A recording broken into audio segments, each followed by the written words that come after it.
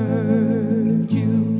Behold, I give unto you power to tread on serpents and scorpions and over all the power of the enemy. Luke chapter 10, verse 19.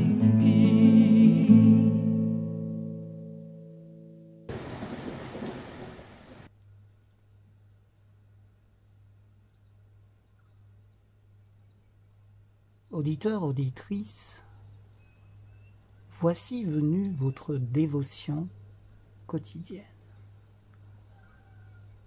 Satan est tombé comme la foudre. Avec une grande démonstration de prudence, les rabbins avaient mis en garde le peuple contre la réception des nouvelles doctrines enseignées par ce nouvel enseignant, Jésus. Car ces théories et ces pratiques étaient contraires aux enseignements des pères.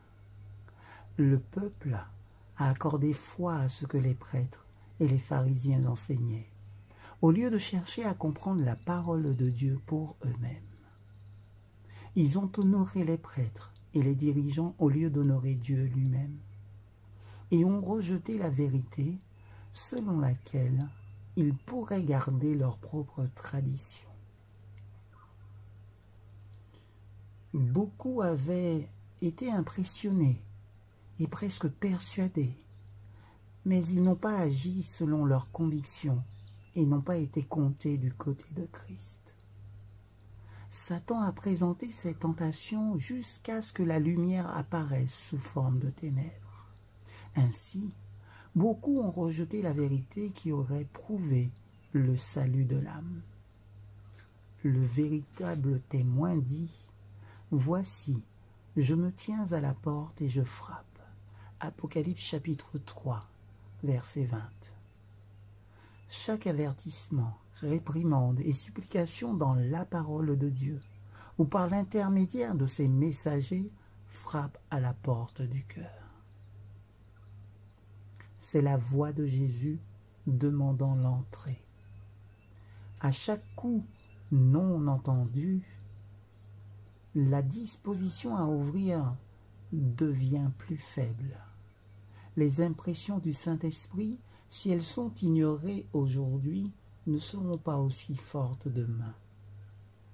Le cœur devient moins impressionnable et sombre dans une périlleuse inconscience de la brièveté de la vie et de la grande éternité de l'au-delà.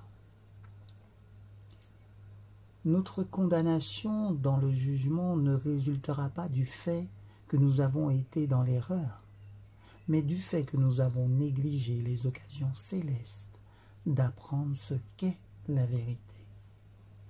Comme les apôtres, les 70, voire Luc chapitre 10, verset 1er, avaient reçu des dotations surnaturelles comme sceau de leur mission.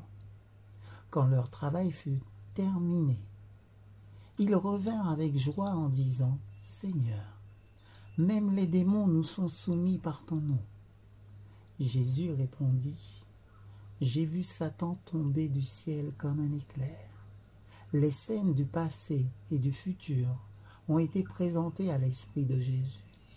Il vit Lucifer alors qu'il était pour la première fois chassé des lieux célestes. Il attendait avec impatience les scènes de sa propre agonie, quand devant tous les mondes, le caractère du trompeur devrait être dévoilé. Au-delà de la croix du calvaire, avec son agonie et sa honte, Jésus attendait avec impatience le grand jour final, quand le prince de la puissance de l'air rencontrera sa destruction sur la terre, si longtemps entachée par sa rébellion. Jésus vit l'œuvre du mal se terminer à jamais, et la paix de Dieu remplit le ciel et la terre. Amen.